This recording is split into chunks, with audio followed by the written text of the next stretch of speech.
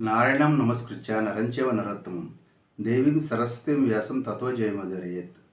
ఓం శ్రీ గణేశ శారద మాతృశ్రీ గురుభ్యో నమః. మిత్రులారా, ఈ రకంగా జరాసంధుడి అడ్డు తొలగిపోయింది కృష్ణ పరమాత్మ యొక్క చతురతతోటి. అదేవిధంగా భీమార్జునుల యొక్క శక్తితోటి జరాసంధుని వధించి అతని ద్వారా బంధించబడినటువంటి రాజులందరినీ కూడా వాళ్ళందరినీ విడిపించి వాళ్ళని తమ యొక్క సామంతులుగా అంగీకరింపజేశారు. ఈ విధంగా జరిగిన తర్వాత శ్రీకృష్ణ పరమాత్మ తిరిగి ద్వారకా నగరానికి వెళ్ళిపోయారు. ఆ తర్వాత ఏం జరిగిందంటే, ఒక రోజున ఈ అర్జునుడు ధర్మరాజు దగ్గరికి వచ్చి, మనము గొప్ప రాజ్యాన్ని సంపాదించగలిగాం, ఎందుకంటే జరాసంధుడి వధ ద్వారా అతని సామ్రాజ్యాన్ని వీళ్ళ సామంత రాజ్యంగా మార్చుకోగలిగారు. అదేవిధంగా అతను బంధించినటువంటి రాజులను కూడా కంట్రోల్లోకి తెచ్చుకోగలిగారు. ఈ విధంగా జరిగిన తర్వాత అర్జునుడు ఏమన్నాడంటే, ఇది సరిపోదు, మనం అందరి రాజులను కూడా జయించి మన యొక్క కోశాగారాన్ని నింపాల్సినటువంటి అవసరం ఉంది, మన ధనాగారాన్ని నింపుదాము అన్నాడు అర్జునుడు. ఆయన ఏం చెప్పాడంటే, నా దగ్గర చాలా దివ్యాస్త్రాలు ఉన్నాయి, ఈ దివ్యాస్త్రాల సహాయంతో నేను ఈజీగా జయత్రయాత్ర కొనసాగించగలుగుతాను. అదేవిధంగా మన సోదరులైనటువంటి భీమ, నకుల, సహదేవులు కూడా వివిధ దిక్కులకు వెళ్తారు అని అర్జునుడు సూచించాడు ధర్మరాజుకి. అప్పుడు ధర్మరాజు చాలా సంతోషంతో సరే అన్నాడు. ఈ విధంగా ఫస్ట్ అర్జునుడు ఉత్తర దిక్కుకు బయలుదేరాడు. అర్జునుడు ఉత్తరానికి బయలుదేరి ఉత్తర దిక్కులో ఉన్నటువంటి అనేక రాజ్యాలను, పర్వత ప్రాంతాలని, పర్వతాలకి, హిమాలయ పర్వతాలకి ఇటు ప్రాంతాలు అటు ప్రాంతాలు అన్నీ కూడా జయించుకుంటూ వెళ్ళాడు ఈ యొక్క అర్జునుడు. అదేవిధంగా ప్రాగ్జ్యోతిషపురానికి, అస్సాం ప్రాంతంలో పరిపాలిస్తుండేవాడు భగదత్తుడు. భగదత్తుడు ఒకప్పుడు పాండురాజుకు చాలా స్నేహితుడిగా ఉండేవాడు. అలాంటి పాండురాజు స్నేహితుడు జరాసంధుడికి అణిగి ఉన్నటువంటి రోజులు అవి. సరే, జరాసంధుడు వధ అయిపోయిన తర్వాత ఇప్పుడు భగదత్తుడిని ధర్మరాజుకు సామంతరాజుగా చేసుకోవాల్సినటువంటి పరిస్థితి. 8 రోజుల పాటు అర్జునుడు భగదత్తుడితో యుద్ధం చేశాడు. భగదత్తుడు చాలా మహావీరుడు, గొప్ప శస్త్రాస్త్రాలు తెలిసినవాడు, అనేక వరాలు ఉన్నటువంటి వాడు భగదత్తుడు. అయినా కానీ 8 రోజుల యుద్ధం తర్వాత ఫైనల్గా భగదత్తుడు తన ఓటమిని అంగీకరించాడు. ఓటమిని అంగీకరించి అర్జునుడితోటి నీకేం కావాలని అడిగాడు. ఏం లేదు, నువ్వు మా తండ్రి అయినటువంటి పాండురాజుడు స్నేహంగా ఉండేవాడివి, ఇప్పుడు మాతో కూడా అంతే స్నేహంగా ఉండు. అంతేకాకుండా మా అన్నగారైనటువంటి ధర్మరాజు ఇప్పుడు ప్రస్తుతం రాజసూయ యాగం చేయబోతున్నాడు, నువ్వు ఆయనకి కప్పం కట్టే సామంతుడిగా ఉండాలి అని అర్జునుడు రిక్వెస్ట్ చేసినప్పుడు భగదత్తుడు చాలా సంతోషంతో అంగీకరించాడు. ఆ తర్వాత అర్జునుడు హిమాలయ పర్వత ప్రాంతాల్లో ఉన్నటువంటి, అలాగే నార్త్ ఈస్ట్లో భారతదేశానికి తూర్పు ఉత్తరంగా ఉన్నటువంటి ప్రాంతాలని, అనేక రకాలైనటువంటి రాజుల్ని ఈ అర్జునుడు తన యుద్ధంలో జయించాడు.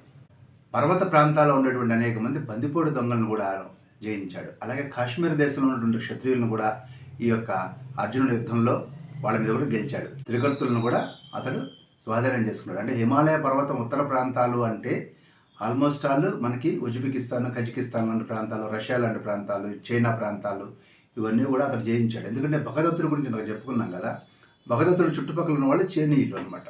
వాళ్ళను కూడా ఇతను జయించి వాళ్ళ దగ్గర కూడా పన్నులు వసూలు చేశాడు ఈ యొక్క అర్జునుడు.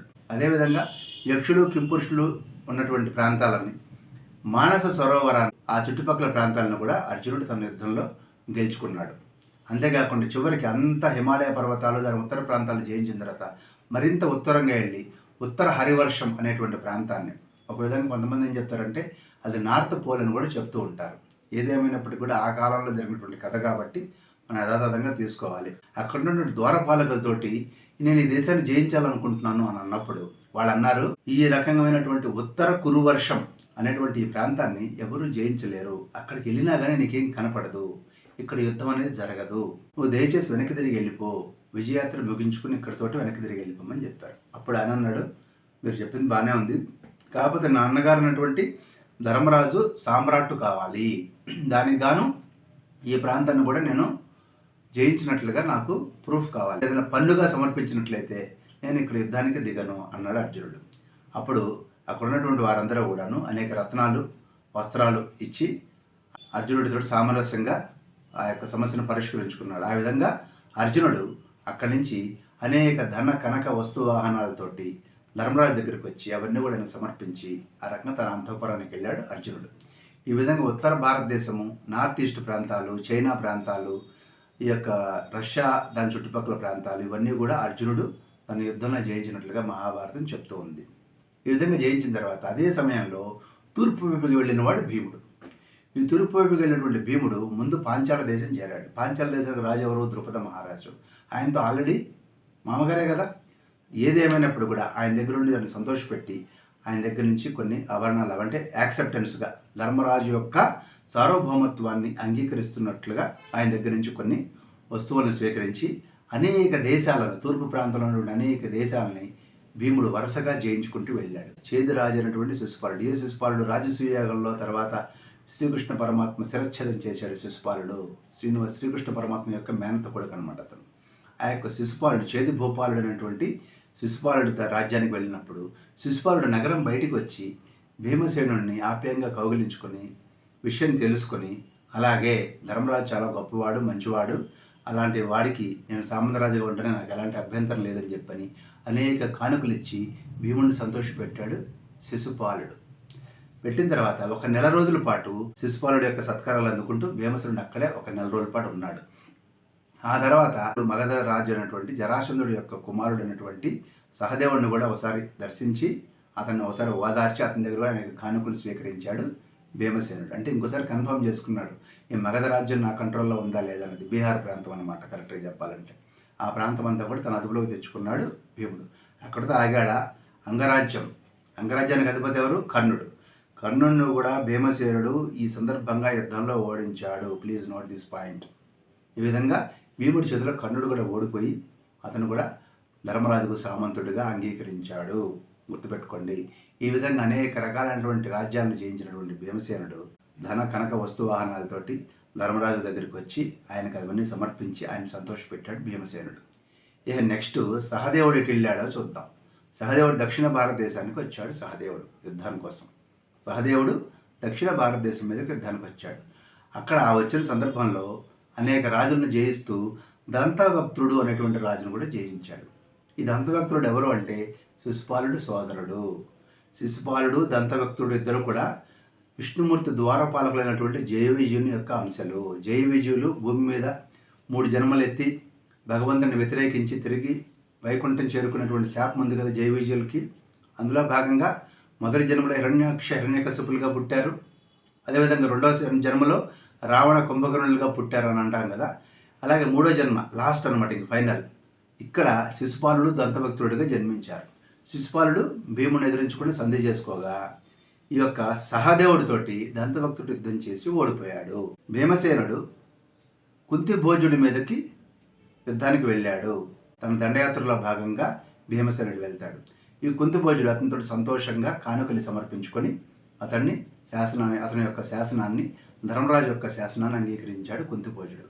ఆ తర్వాత కిష్కింధ ప్రాంతానికి వచ్చాడు సహదేవుడు. కిష్కింధ అంటే ఒక రామాయణ కాలంలో కిష్కింధ ఉంది కదా, వాలి సుగ్రీవులు హనుమంతుడు ఉన్నటువంటి ప్రాంతాన్ని. ఆ ప్రాంతానికి వచ్చినప్పుడు మైంద ద్వివిధులు అనేటువంటి 2 గొప్ప వానర రాజులు ఆ ప్రాంతాన్ని పరిపాలిస్తున్నారు. ఆ మైంద ద్వివిధులతోటి ఈయన కూడా ఒక వారం రోజుల పాటు యుద్ధం చేశాడు. ఎన్నాళ్ళు యుద్ధం చేసినప్పుడు కూడాను వాళ్ళకి ఎలాంటి నొప్పి బాధ కలగలేదు. ఎవరికి? ఈ మైంద ద్వివిధులకి. అప్పుడు చివరికి వాళ్ళు సంతోషించి మన యొక్క సహదేవుడు చేసిన యుద్ధాన్ని చూసి సంతోషించి అతనికి అనేక కానుకలు ఇచ్చి మీ యొక్క ధర్మరాజుకి మంచి జరగాలి అని ఆశీర్వదించి వాళ్ళు అనేక రత్నాలు ఇచ్చి పంపించేశారు. ఈ విధంగా ఆ ప్రకారం కిష్కింధ ప్రాంతాన్ని కూడా జయించిన తర్వాత మాహిష్మతి నగరం అని ఒక నగరం ఉంది. మాహిష్మతి. ఆ మాహిష్మతి నగరానికి పాలకుడైనటువంటి వాడు నలుడు. ఆ నలుడు అనేటువంటి రాజుకి ఒక అద్భుతమైన అందమైన కుమార్తె ఉండేది. అతన్ని అగ్నిదేవుడు వరించి వివాహం చేసుకున్నాడు. అందువల్ల మామగారు కదా నలుడు. ఈ మామగారు అయినటువంటి నలుడు అగ్నిదేవుడిని ఏం కోరాడంటే, నా మీద ఎవడొచ్చినా కానీ వాడి యొక్క ఆయుధ సామగ్రి అంతా కూడా భస్మం అయిపోవాలి, నువ్వు భస్మం చేసేయాలి, తగలబెట్టేయాలి అని నలుడు కోరుకున్నాడు మామగారు. అల్లుడు గారు అంగీకరించారు. ఎవరు? అగ్నిదేవుడు. ఆ ప్రకారంగా ఈ సహదేవుడు మాహిష్మతి నగరానికి వచ్చి యుద్ధం చేసిన సందర్భంలో ఆయన యొక్క సైనికుల కవచాలు కానీ ఏనుగులు అశ్వాలు అన్నీ కూడా అగ్నికి ఆహుతైపోతూ జరుగుతున్నాయి.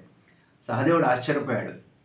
ఆశ్చర్యపోయి విషయం తెలుసుకుని అప్పుడు అగ్నిదేవుడిని నిష్ఠగా ఆయన ప్రార్థించాడు. ఈ 9 శ్లోకాలతో అగ్నిదేవుడిని ఈ యొక్క సహదేవుడు ప్రార్థించినప్పుడు అగ్నిదేవుడు సంతోషం చెంది ఆ నలమహారాజుతో ఏం చెప్పాడంటే, నువ్వు ధర్మరాజుకు సామంతరాజుగా ఉండు అని చెప్పని అతనికి అడ్వైజ్ చేసి ఆ రకంగా అతన్ని ధర్మరాజుకు సామంతరాజుగా చేశాడు అగ్నిదేవుడు. ఈ యొక్క అగ్నిదేవుణ్ణి స్తుతిస్తూ చేసినటువంటి 9 శ్లోకాలలో సారాంశం ఏమిటి అంటే, ఓ అగ్నిదేవ, మేము చేసే పనులన్నీ కూడా నిన్ను సంతోషపరచడానికి, అనేక యజ్ఞయాగాలు చేయడానికి, తద్వారా నిన్ను సంతోషపెట్టడం కోసమే ఈ యుద్ధం కానీ ఇవన్నీ చేస్తున్నాము. దయచేసి నేను చేసినటువంటి ఈ యొక్క కార్యక్రమానికి విఘ్నం కలిగించొద్దు అని దీని యొక్క సారాంశం. ఆ ప్రకారం అగ్నిదేవుడు సంతోషించి ఈ యొక్క మామగారైనటువంటి తన నలమహారాజును పిలిపించి, అయ్యా, ఈ యొక్క ధర్మరాజుకు నువ్వు సామంతుడిగా ఉండు అని అగ్నిదేవుడు స్వయంగా రికమెండేషన్ చేశాడు. ఆ ప్రకారంగా ఆ నరుడైనటువంటి మహారాజు సహదేవుడికి కప్పం కట్టి సామంతుడిగా మారిపోయాడు. అంతేకాకుండా అనేక సాగర తీర ప్రాంతాలు, ద్వీపాలను కూడా ఈ యొక్క సహదేవుడు జయించాడు. అంతేకాకుండా చుట్టరికం ఉన్నటువంటి భీష్మక రాజు దగ్గర కూడా వెళ్ళినప్పుడు ఆయన యుద్ధం చేయకుండా సహదేవుడికి సరెండర్ అయిపోయాడు. ఈ విధంగా ఎంతోమందిని జయించిన తర్వాత ఈ యొక్క సహదేవుడు దక్షిణ భారతదేశంలో ఉన్నటువంటి ద్రవిడులను, కేరళ ప్రాంతాన్ని, ఒడిశా ప్రాంతాన్ని, ఆంధ్రులను అంటే మన తెలుగు వారిని కూడా సహదేవుడు జయించి కప్పం వసూలు చేసినట్లుగా మహాభారతంలో ఉన్నటువంటి సభాపర్వం స్పష్టంగా చెప్తోంది. ఈ విధంగా అంతేకాకుండా సముద్ర తీరానికి చేరినటువంటి సహదేవుడు లంకా అధిపతి అయినటువంటి విభీషణుడికి కూడా కబురు పంపించినప్పుడు, ఆహా, కాలమహిమ ఎలాంటిది అని ఆశ్చర్యపోయి ఆ విధంగా విభీషణుడు కూడా సహదేవుడికి కానుకలు ఇచ్చి సంధి చేసుకొని ఆ విధంగా సహదేవుడు పూర్తిగా యుద్ధంలో కృతకృత్యుడయ్యే విధంగా చేశాడు. అప్పుడు సహదేవుడు చాలా సంతోషంతో తిరిగి ధర్మరాజు దగ్గరికి వెళ్ళి ఆ యొక్క ధన కనక వస్తువాహనాలన్నీ కూడా ధర్మరాజుకు సమర్పించాడు సహదేవుడు. ఈ మిగిలిన వాడు నకులుడు. నకులుడు పశ్చిమ ప్రాంతానికి వెళ్ళాడు.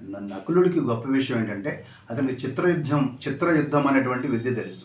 అందుకని అతని యుద్ధం చాలా అద్భుతంగా చేసేవాడు నకులుడు. ఈ విధంగా పశ్చిమ ప్రాంతానికి వెళ్ళినటువంటి నకులుడు కుమారస్వామికి ఇష్టమైనటువంటి రోహితక పర్వతం మీదకి వెళ్ళాడు. అక్కడ మయూరకులు అనేటువంటి రాజులందరినీ కూడా జయించి అక్కడి నుంచి అనేక మంది రాజులను అతడు జయించి అంతేకాకుండా పైకొచ్చి సింధు తీర ప్రాంతంలో ఉన్నటువంటి రాజులను, సరస్వతి నదీ తీరంలో ఉన్నటువంటి రాజులను అందరినీ జయించుకున్నాడు. అంతేకాకుండా ఇంకా పశ్చిమానికి ముందుకెళ్ళి మన గల్ఫ్ ప్రాంతం అంటాం కదా, ఆ ప్రాంతంలో ఉన్నటువంటి రామటులు, హారులు, అదేవిధంగా హూణులు అనేటువంటి అనేక మంది జాతుల వారిని కూడాను ఈ యొక్క నకులుడు జయించడం జరిగింది. అంతేకాకుండా ద్వారకా ప్రాంతానికి వెళ్ళి వాసుదేవుడు అంటే మన శ్రీకృష్ణ పరమాత్మకు కూడా కబురు పంపించాడు. అయ్యా, యుద్ధానికి వచ్చాను, ఏం చేయమంటావు అన్నాడు. ఆయన కానుకలు పంపించాడు. Very good luck, all the best అన్నాడు. ఆ తర్వాత మద్రదేశపు రాజు తన మేనమామైనటువంటి శల్యుడి దగ్గరికి వెళ్ళి ఆయన దగ్గర కూడా అనేక కానుకలు తీసుకుని యుద్ధం జరగకుండానే సామంతుడిగా చేసుకున్నాడు నకులుడు. అంతేకాకుండా సాగర మధ్యలో ఉన్నటువంటి అనేక ద్వీపాలలో కూడాను అలాగే యవనులను, శకులను అంటే వీళ్ళందరూ ఫారినర్స్ అనమాట, వాళ్ళందరినీ కూడా జయించి వాళ్ళందరినీ కూడా తన కంట్రోల్లోకి తీసుకొచ్చుకొని అక్కడ సంపాదించినటువంటి సంపదనంతా కూడా 10,000 గాడిదల మీద వేసుకొని నకులుడు మన యొక్క ఇంద్రప్రస్థం నగరానికి చేరినప్పుడు ధర్మరాజు ఎంతో సంతోషించాడు అనమాట ఆ కానుకలన్నీ కూడా చూసి. ఈ విధంగా అర్జున, భీమ, సహదేవ, నకులు ఈ నలుగురు కూడా 4 దిక్కులు కూడా వెళ్ళి అద్భుతమైనటువంటి విజయాలే కాకుండా అనంతమైనటువంటి ధనాన్ని సంపాదించుకొచ్చి తమ అన్నగారైనటువంటి ధర్మరాజుకి సమర్పించారు. ఇహ మిగిలింది రాజసూయ యాగం చేయటం మాత్రమే. అప్పుడు ఏం జరిగిందనేది నెక్స్ట్ ఎపిసోడ్లో చెప్పుకుందాం. స్వస్తి.